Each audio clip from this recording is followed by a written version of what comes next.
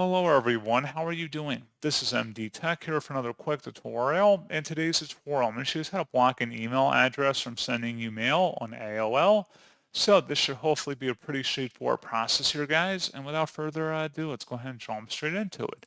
So all you have to do is open up AOL Mail and select the settings button up in the top right, and then go down and select where it says More Settings.